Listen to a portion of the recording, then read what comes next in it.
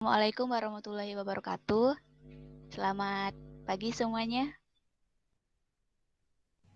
Pagi, Bu. Pagi, Bu.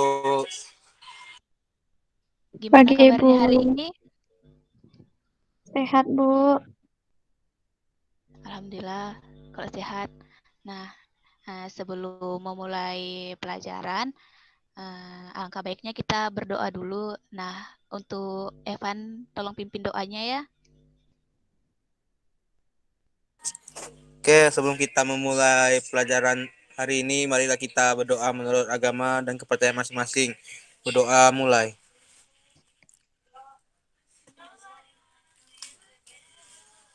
Berdoa selesai. Baik, sebelum memulai pelajaran, Ibu mau kalian minta isi absen dulu ya. Linknya udah Ibu kirim di Google Classroom. Kalian bisa cek di situ. Ibu kasih waktu 5 menit ya. Siap, Bu. Bu.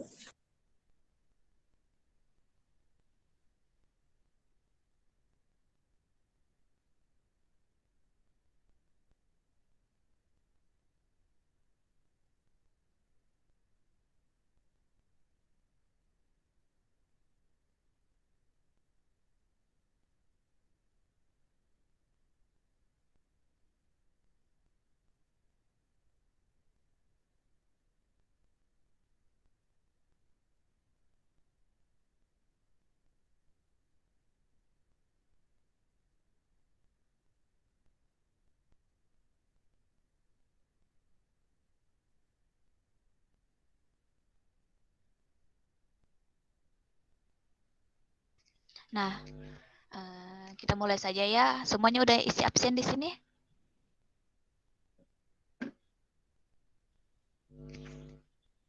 Sudah, Bu. Saya, Bu. Oke, kita mulai saja ya sambil nunggu teman-temannya yang lain. Saya sudah. Baik, Bu. Sudah, Bu. Oke, layar PowerPoint-nya apakah ada muncul di HP kalian atau di laptop kalian? Ada, Bu. Udah, Bu. Ada. Nah, jika ada kita akan lanjut. Nah, hari ini kita akan membahas tentang tahapan siklus akuntansi. Nah, di mana hal-hal yang akan dibahas di sini nih dalam bab 3 ini ada 4 poin. Yang pertama ada pencatatan dokumen transaksi. Nah, yang kedua ada mencatat transaksi ke dalam jurnal. Yang ketiga ada melakukan posting ke buku besar. Dan yang terakhir itu ada menyelesaikan siklus akuntansi. Tapi pada pertemuan ini kita akan membahas 3 saja, 3 poin, yaitu dari pencatatan dokumen transaksi, mencatat transaksi ke dalam jurnal, dan melakukan posting ke buku besar. Nah, di sini kita akan memulai yang pertama, yaitu tentang pencatatan dokumen transaksi. Nah, di sini ada yang tahu apa itu dokumen transaksi? Saya, Bu. Ya, silakan. Yang saya tahu, Bu, dokumen transaksi itu bukti-bukti transaksi kayak misalnya faktur, ada juga yang namanya cek. Gitu, Bu. Ya, benar. Nah, di sini dokumen transaksi itu adalah berupa bukti. Nah, di sini dokumen ini merupakan input yang sangat penting karena untuk menentukan tujuan yang ingin dicapai dalam akuntansi. Nah, dokumen dasar yang berkualitas dapat ditransportasikan menjadi informasi yang tepat. Nah, perubahan yang terdapat dalam dokumen dasar akan berdampak pada berubahnya keseluruhan sistem akuntansi dan pengolahan data. Nah, jadi jika dokumen dasarnya itu berubah, maka akan berdampak pada keseluruhan sistem dan dalam pengolahan data. Nah, yang kedua kita akan membahas tentang pencatatan dokumen transaksi. Nah, di sini dalam proses pencatatan laporan keuangan, akuntansi ini didasarkan pada beberapa prinsip dasar. Prinsip dasar akuntansi. Nah, salah satunya yaitu adalah matching prinsipal atau prinsip penandingan, yaitu di mana menandingkan pendapatan dengan beban yang timbul untuk menghitung laba atau rugi. Nah, di sini pencatatan akuntansi ini dibagi menjadi dua pendekatan.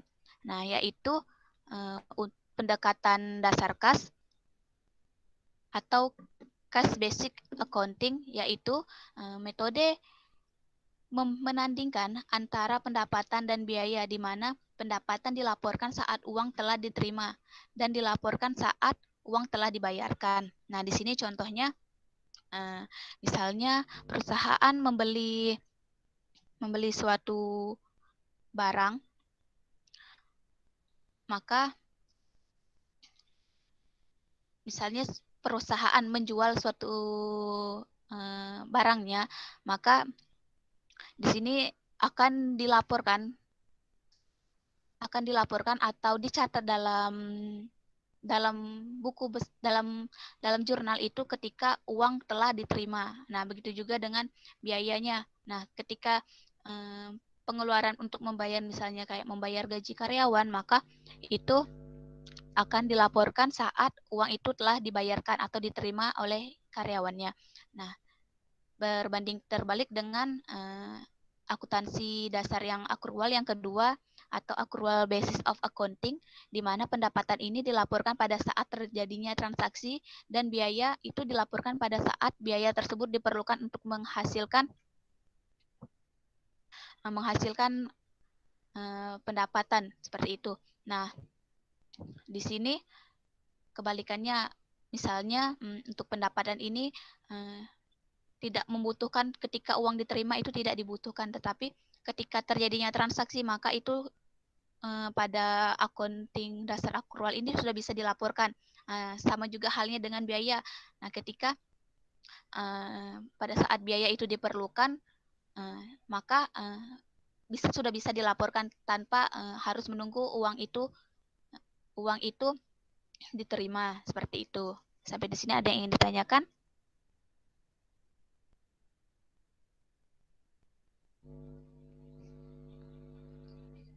Tidak, Bu. Jika tidak ada, Ibu akan lanjut ya. Nah, di sini yang kedua kita akan membahas tentang mencatat transaksi ke dalam jurnal. Nah, di sini ada yang tahu apa itu jurnal?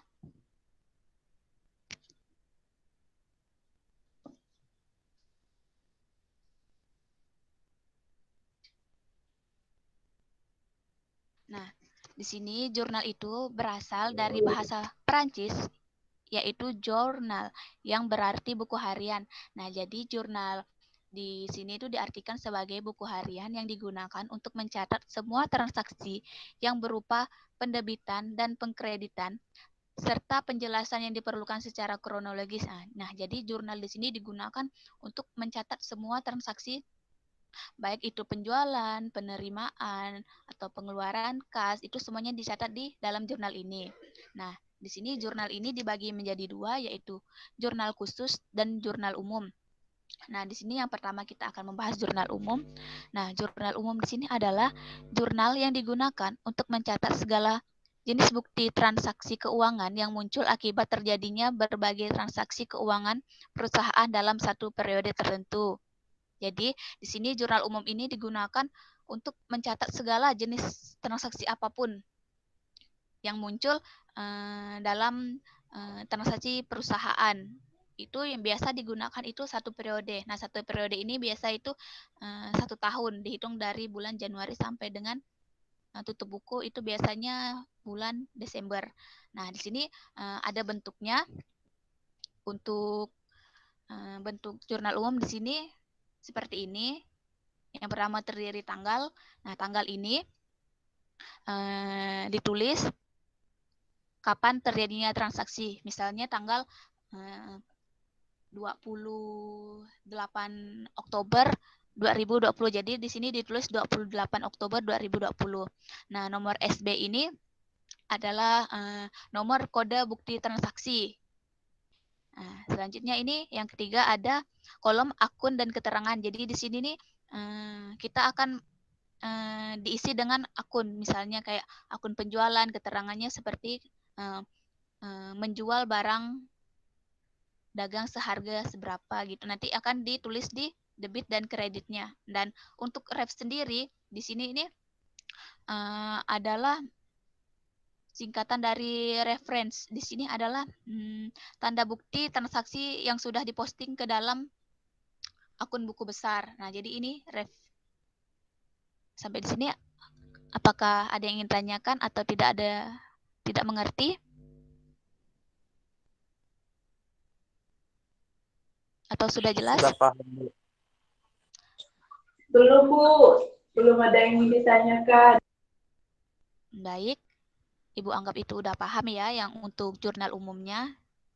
Nah, kita lanjut. Nah, yang kedua itu jurnal khusus. Nah, pada perusahaan besar kan biasanya itu banyak transaksi keuangan, sehingga pencatatan dalam jurnal umum itu banyak yang tidak bisa diposting. Setiap kegiatan transaksinya itu banyak yang tidak bisa diposting ke dalam jurnal umum. Nah, salah satu cara agar akun-akun yang lain itu bisa dicatat, itu yaitu dengan menggunakan jurnal khusus. Nah, di sini jurnal khusus ini dia mengelompokkan transaksi sejenis. Jadi di dalam jurnal khusus ini mereka hanya mengelompokkan transaksi yang sejenis seperti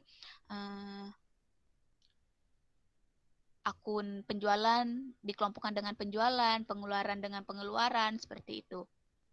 Nah, di sini ada perbedaan antara jurnal khusus dan jurnal umum.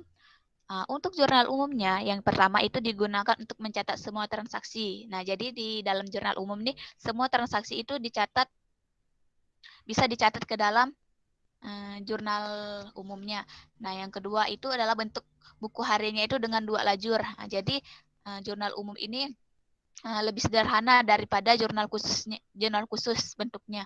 Nah, yang ketiga itu adalah penulisan nama perkiraan pada waktu membuat jurnal dilakukan setiap saat. Nah, jadi untuk penulisan nama perkiraan itu bisa dilakukan setiap saat.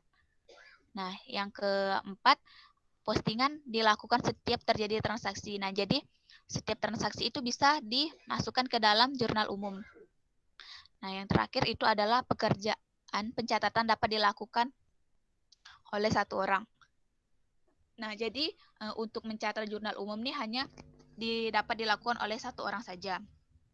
Nah, kalau yang untuk jurnal khususnya, yang pertama itu digunakan untuk mencatat transaksi sejenis dan sering terjadi. Nah, jadi seperti yang Ibu bilang tadi, kalau untuk jurnal khusus ini mereka mengelompokkan transaksi sejenis. Seperti itu yang akan dimasukkan ke dalam jurnal khusus ini. Nah, yang kedua yaitu adalah bentuk buku harian dengan banyak lajur. Nah, jadi dalam jurnal khusus ini lajurnya atau kolomnya itu lebih banyak daripada jurnal umum. Nah, yang ketiga itu adalah penulisan nama perkiraan tidak dilakukan setiap saat. Nah, jadi untuk penulisan nama perkiraannya itu berbeda dengan jurnal umum yang bisa dilakukan setiap saat, tetapi untuk jurnal khususnya itu tidak bisa dilakukan setiap saat. Nah, yang selanjutnya itu adalah posting dilakukan secara berkala. Nah, jadi jika di jurnal umum postingan itu dilakukan setiap terjadi transaksi, maka kalau di jurnal khusus ini postingan dilakukan secara berkala. Dan terakhir ini adalah pekerjaan pencatatan dapat dilakukan beberapa orang. Nah, jadi karena jurnal khusus ini dia mengelompokkan transaksi sejenis, jadi memerlukan dapat dilakukan oleh beberapa orang. Seperti itu. Misalnya si A ini mengelompokkan dari akun penjualan, si B ini pengeluaran, yang si C ini seperti untuk mengelompokkan beban. Nah, jadi itu bisa dilakukan oleh beberapa orang. Beda halnya dengan jurnal umum yang hanya dilakukan oleh satu orang, itu yang mengelola dari akun penjualan, pengeluaran, beban. Nah, seperti itu.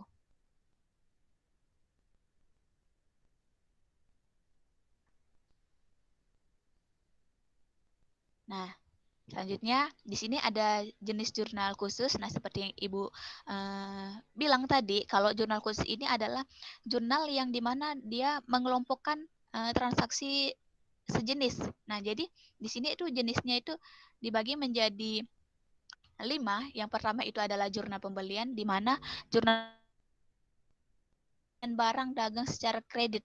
Nah, apabila kita ingin mencatat pembelian lain, maka buku pembelian buku pembelian atau jurnal pembelian ini dapat dibuat sesuai dengan kebutuhan yang kita inginkan. Nah, jadi jurnal pembelian ini adalah khusus untuk mencatat pembelian barang dagangan secara kredit. Seperti itu. Nah, yang kedua ini adalah jurnal penjualan. Nah, jurnal penjualan ini kebalikan dari jurnal pembelian tadi. Karena jurnal penjualan ini adalah dipakai untuk mencatat transaksi-transaksi penjualan barang dagangan secara kredit. Nah, selanjutnya ada jurnal penerimaan kas. Nah, di sini jurnal penerimaan kas ini dipakai untuk mencatat penerimaan kas dari segala sumber penerimaan atau semua transaksi yang bersifat menambah kas. Jadi, semua transaksi yang bersifat menambah kas itu akan masuk ke dalam jurnal penerimaan kas. Begitu juga yang jurnal pengeluaran kas. Jadi, setiap transaksi yang melakukan seperti pembayaran atau pengeluaran uang itu akan dicatat di jurnal pengeluaran kas. Seperti itu. Nah, yang terakhir ini jurnal umum. Nah, jurnal umum ini digunakan untuk mencatat berbagai transaksi yang tidak dapat dicatat dalam jurnal khusus. Nah, transaksi tersebut antara lain seperti retur pembelian, retur penjualan, jurnal penyesuaian, jurnal penutup, jurnal koreksi, dan jurnal pembalik. Nah, jadi transaksi yang tidak bisa dicatat di jurnal khusus tadi akan dicatat di jurnal umum. Nah, biasanya jenis jurnal khusus ini biasanya terdapat pada perusahaan dagang. Jadi untuk mencatat pembukuan dari perusahaan dagang seperti itu. Nah, sampai di sini ada yang ingin ditanyakan atau ada yang kurang paham? Sudah cukup paham, Bu. Untuk yang lain, apakah paham juga? Atau masih ada yang ingin ditanyakan? Silakan. Paham, Bu. Paham, Bu. Baik, jika paham, kita lanjut ya ke materi selanjutnya, yaitu adalah melakukan posting ke buku besar. Nah, di sini untuk pengertiannya, di sini kalian bisa baca. Buku besar itu adalah kumpulan akun yang disusun sedemikian rupa sehingga mudah ditemukan saat diperlukan. Nah, buku besar ini merupakan kumpulan perkiraan yang digunakan untuk mencatat dan mengelompokkan transaksi sejenis. Nah, di sini buku besar ini sama halnya dengan jurnal khusus tadi, karena di sini juga mereka mengelompokkan transaksi sejenis. Nah, jadi transaksi yang sejenis ini akan dimasukkan ke dalam buku besar. Dari jurnal itu akan diposting ke buku besar seperti itu. Nah, di sini fungsi dari buku besar ini ada 4. Yang pertama, untuk meringkas data transaksi yang telah dicatat ke dalam jurnal. Nah, jadi dari akun-akun yang telah dimasukkan ke dalam jurnal tadi itu akan diringkas dan datanya dan akan dimasukkan ke dalam buku besar. Nah, yang kedua itu adalah wadah untuk menggolongkan data keuangan dan mengetahui jumlah atau keadaan rekening yang telah terjadi. Nah, jadi di sini buku besar ini juga sebagai wadah untuk menggolongkan data-data keuangan dan juga untuk mengetahui jumlah atau keadaan rekening yang telah terjadi atau transaksi-transaksi apa saja yang telah terjadi. Seperti itu. Nah, yang ketiga itu ada sebagai dasar golongan transaksi yang telah dicatat dalam jurnal. Nah, yang terakhir itu adalah sebagai data dan sumber informasi untuk menyusun laporan keuangan.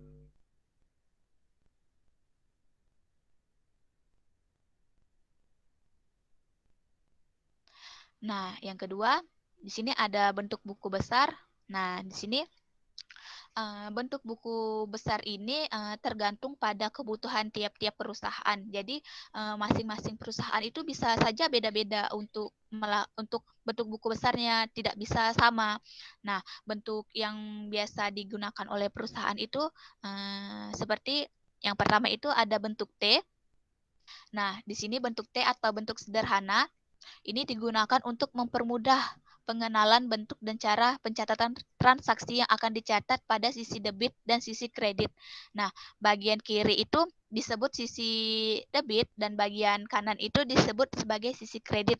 Nah, ini kalian bisa lihat bentuknya di sini, di mana dia bentuknya benar-benar seperti huruf T, di mana di atas itu nama perkiraan ini kalian bisa isi untuk nama akun, misalnya akun kas, akun beban, akun penjualan, seperti itu bisa kalian tulis di nama perkiraan. Dan untuk sisi debit, nah untuk transaksi yang terjadi pada yang akan dicatat pada debit itu akan dicatat di pada sisi sebelah kiri, dan begitu juga sebaliknya. Jika transaksi tersebut berada di sisi kredit, maka akan dicatat di sebelah kanan, yaitu di tempat sisi kredit. Nah, seperti ini bentuknya.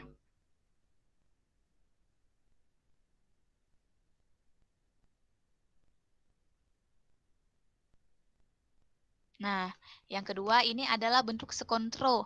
Nah, pada dasarnya itu bentuk sekontro itu sama saja dengan bentuk T tadi, bentuk yang sederhana.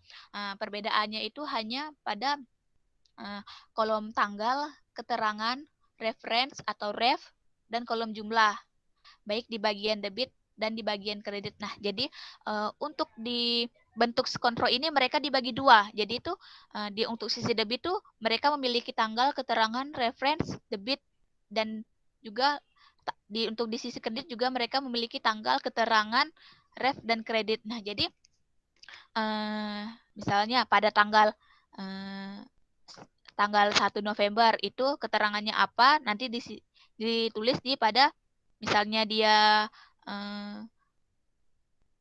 ditulis di, misalnya transaksinya itu terjadi di kolom debit, maka ditulis di kolom debit. Jika transaksinya itu terjadinya untuk pengeluaran seperti kredit ini, maka ditulis di kolom sebelah kanan, yaitu kolom kredit. Jadi untuk bentuk sekontro ini mereka mempunyai dua bagian masing-masing.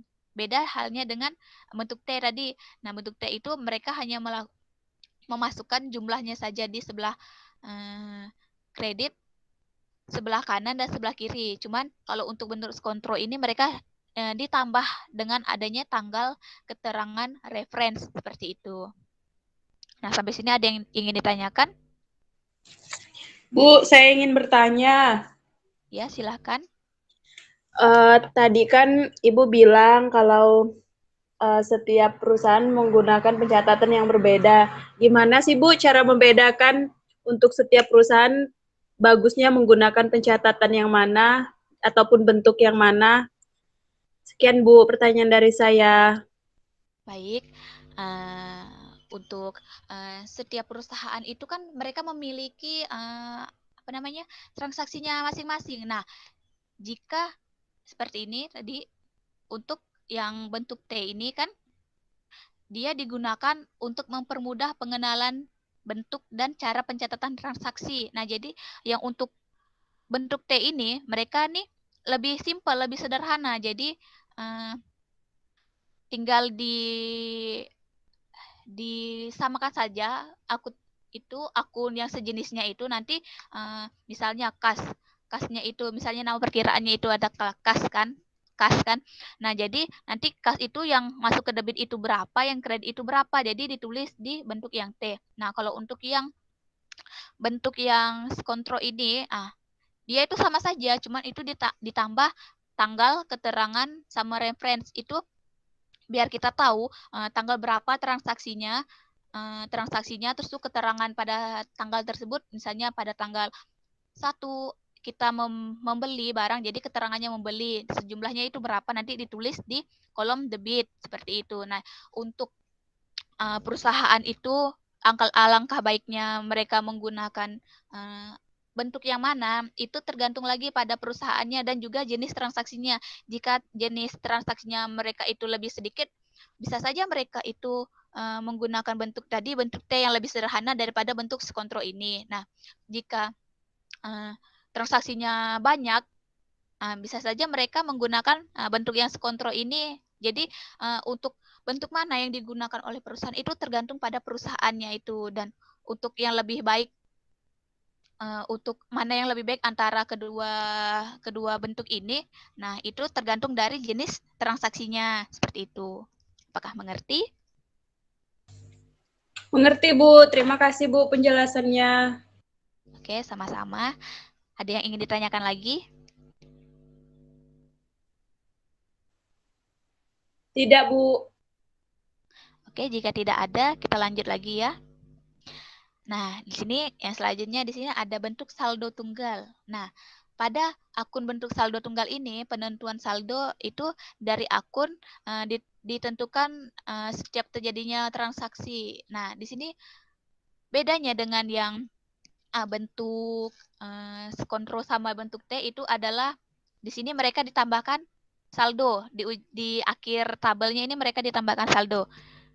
Nah, ini untuk bentuk yang tunggal seperti ini. Mereka ada saldo di belakangnya. Jadi untuk bentuk saldo tunggal ini ditulis yaitu tanggal, keterangan, ref, debit, kredit, dan saldo.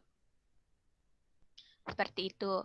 Nah, sedangkan untuk yang bentuk saldo rangkapnya ini, saldo rangkap atau saldo ganda ini sama halnya dengan pencatatan yang bentuk tunggal tadi. Perbedaannya hanya di kolom saldonya. Bisa kalian lihat kolom saldonya di sini juga terdapat kolom untuk debit dan kreditnya. Seperti itu. Apakah paham sampai di sini atau kurang jelas akan Ibu ulangi lagi? Saya sudah cukup paham, Bu.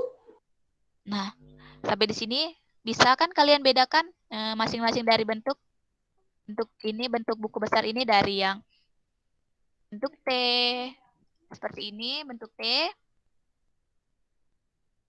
Nah, yang ini untuk bentuk skontro. Dan yang ini untuk bentuk tunggal dan bentuk dari saldo rangkap. Nah, Ibu harap kalian bisa ya untuk membedakannya, karena nanti di misalnya Ibu ada ngasih tugas, kalian harus tahu, kalian juga harus dapat membedakan dari masing-masing jenis bentuk dari buku besar ini. Nah, yang terakhir kita akan melakukan dari posting buku besar, yaitu adalah menyusun neraca saldo. Nah, di sini neraca saldo ini daftar dari semua saldo akhir yang terdapat dalam keseluruhan buku besar perusahaan. Jika ada yang ingin ditanyakan, silakan. Ibu persilahkan. Saya tidak ada, Bu. Yang lainnya, Saya Zili, juga tidak ada, Bu.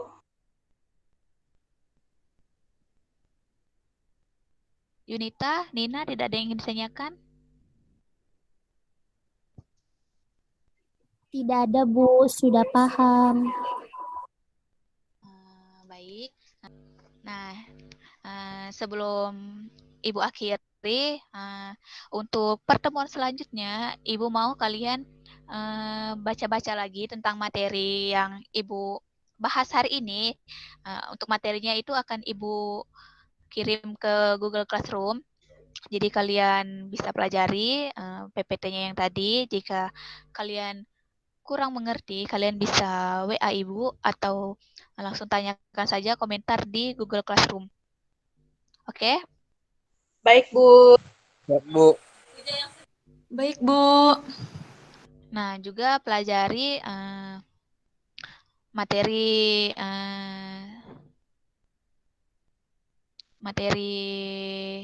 Selanjutnya yaitu yang tadi kan Ibu cuma bahas 3. Nah, kalian cari materi tentang menyelesaikan siklus akuntansi. Nah, itu kalian pelajari. Minggu depan kita akan bahas sama-sama. Oke? Baik, Bu. Siap, Bu. Baik, Nah, Bu. oke, jika tidak ada yang ingin ditanyakan lagi, Ibu undur diri, Ibu akhiri. Wassalamualaikum warahmatullahi wabarakatuh. Sebelum itu, Ibu lupa nih. Tadi yang untuk kalian yang bertanya, yang udah aktif di kelas, itu Ibu akan kasih nilai. Kan Ibu kasih poin tambahan. Nah, sebelum tutup, Ibu mau 1 orang menyimpulkan apa yang sudah kalian dapat hari ini. Siapa yang bisa? Liliana Rika, silahkan. Bisa menyimpulkan apa yang kita dapat hari ini? Saya akan sedikit memberikan apa yang sudah saya dengar dari Ibu hari ini. Jadi hari ini kita sudah membahas tentang bukti-bukti transaksi, yaitu bisa berupa faktur, kwitansi, nota, ataupun yang lainnya yang berhubungan dengan transaksi-transaksi yang sudah dilakukan. Lalu ada beberapa bentuk dalam melakukan pencatatan, yaitu dengan bentuk T, ada 3 bentuk, saya lupa yang lainnya, tapi ada yang paling sederhana atau yang paling mudah untuk digunakan, yaitu bentuk T. Lalu ada pencatatan bisa dilakukan dengan 2 pendekatan, yaitu pendekatan pengeluaran dan pembelian. Saya lupa, Bu, sekitar itu yang saya ingat. Terima kasih. Oke, nah untuk yang lain apakah ada yang bisa menyimpulkan?